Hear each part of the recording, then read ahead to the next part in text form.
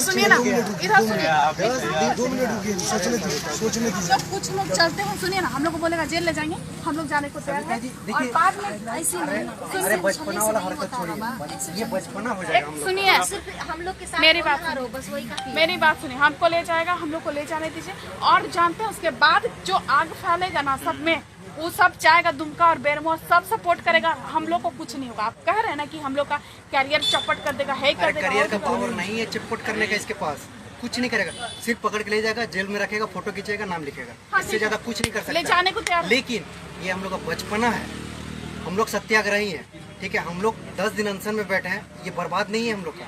वही तो हम लोग गलत कुछ नहीं है। हम लोग कुछ गलत नहीं किए, ये अधिकारी है। देखिए इन लोग के पास अभी ऊपर से ऑर्डर आ रहा है, सबसे पहले ये चीज समझिए। सुखदेव सिंह खुद इन लोग को फोन कर रहा है कि आप लोग वहाँ से हटा क्यों नहीं रहे, प्रेशर बन रहा है। दूसरा चीज और एक बात, नहीं हटेंगे, हम लोग जाने के लिए तैयार हैं जेल। और सबसे बड़ा चीज हम लोग देखता नहीं है, बात खत्म। उस समय जब प्रशासन वाला बात आया था, सब भड़का था कि नहीं, ये बताइए। जब प्रशासन आपको पकड़ के ले गई तो भड़का था कि नहीं इस बात पे, ये बताइए।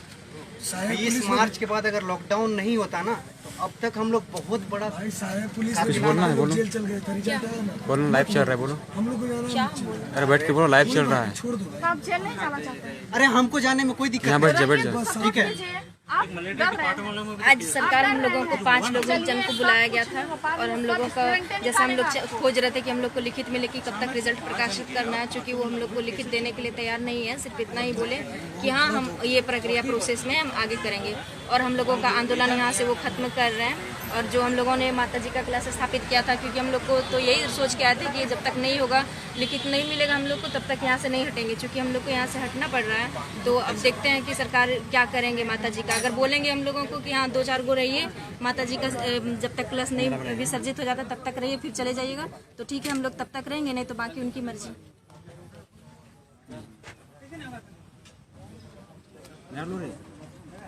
मेरा लो रहेगा जी, घुमाना के मार। देखिए आज बहुत दुर्भाग्य से आप सबको बताना पड़ रहा है कि छात्रों में जो एकता है वो बनी हुई अभी भी, वो लगातार प्रयास कर रहे हैं कि हम यहाँ से इस चीज़ को ज़ाया ना होने दें। लेकिन देखिए ये झारखंड का पहला राज्य बनेगा जहाँ पे दुर्गा माता जी का कलश को स्थानांतरित किया जाएगा, और जो हिंदू धर्म के लिए बहुत बड़ा अपमान होगा। और इसीलिए हम लोग यहाँ पे कलश स्थानांतरित होने नहीं देंगे। कोशिश तो हम लोग यही करेंगे कि हम इस चीज़ को यहाँ पे रोक के रखेंगे, क्योंकि इसकी स्थापना जब हो चुकी है तो पूरी श्रद्धा और विधिवत तरीके से हम इसका पालन करेंगे।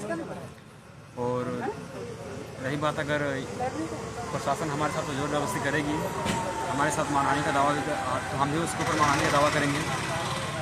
वो हमें तब से धमकी दे रही है कि वो हमें अरेस्ट कर लेगी, हमारे साथ वो 3 साल की सज़ा देगी। तो हम बच्चों को यहाँ पे प्रशासन डराने का प्रयास कर रही है, जबरदस्ती डराने धमकाने का प्रयास कर रही है। और जो CS का जो ऑर्डर था, वो CS के आदेश के अनुसार ही सब काम कर रहे हैं। तो आप देख सकते हैं कि किस तरह से यहाँ पे अफसरशाही और अफसरों का तानाशाही यहाँ पे दिख रहा है लगातार। तो मैं तमाम अभ्यर्थियों से मैं ये बताना चाहूँगा कि आज जो परिस्थिति हमारे सामने उत्पन्न हुई है, मैं आप सबसे ये कह रहा हूँ कि हमारी लड़ाई यहीं पे ख़त्म नहीं हो रही है, क्योंकि अगर हम यहाँ पे रहते हैं तो इससे सिर्फ मेरा नुकसान नहीं हो रहा है, बल्कि बाकी बहुत सारे अभ्यर्थियों को नुकसान हो रहा है। जिस कारण से आज इस चीज़ को मुझे बताते हुए दुख हो रहा है कि हमें अपने कदम को पीछे हटाना पड़ रहा है, क्योंकि CS ने खुद आदेश दिया है। और ये जो यहाँ पे जितने भी DM वगैरह आए हुए हैं, ये लगातार यही बता रहे हैं कि CS के आदेश के आगे हम लोग कुछ नहीं कर पाएंगे। और इसीलिए मैं आप लोगों से ये कह रहा हूँ कि इस लड़ाई को हम लोग कुछ और अलग तरीके से लड़ेंगे। आप सब अपने अपने ज़िले में हैं, अपने अपने ज़िले में लड़िए इस लड़ाई को। जो जहाँ पे वहाँ से लड़िए। दुमका वाले टीम दुमका में लड़ेंगे, बेरमो वाले बेरमो में लड़ेंगे। मैं खुद बेरमो जाके इस लड़ाई को मैं आग में हवा देने का काम करूँगा। और मेरी लड़ाई ये मुझे भले यहाँ से निकाल दें, यहाँ से हटा दें, लेकिन मैं यहाँ पे शांत नहीं रहूँगा। मैं बेरमो या फिर दुमका जा कर के मैं इस लड़ाई को आगे बढ़ाऊँगा और अपनी आवाज़ को बुलंद करूँगा कि पंचायत सचिव की नियुक्ति हो। रही बात मेरे कुछ साथियों की, तो डरने से बात नहीं बनती, क्योंकि आप जब तक डरोगे दुनिया आपको डराएगी। और जहाँ तुम भाग के कहाँ जाओगे, जिस दुनिया में भाग के जाओगे, जिस जगह भाग के जाओगे, वहाँ पे आपको डराने वाला मिलेगा, और डर के वहाँ से भागोगे तो वहाँ भी डराने वाला मिलेगा। हमें ये कहा जा रहा है कि 144 लग रहा है, यहाँ पे 144 लगा हुआ है, आप कैसे हटा सकते हैं? देखिए, और अलग अलग तरह का ये लोग हम लोगों को पाठ पढ़ा दे रहे हैं, डरा रहे हैं, धमका रहे हैं, जिस कारण से बच्चे पैनिक हो चुके हैं काफ़ी ज़्यादा।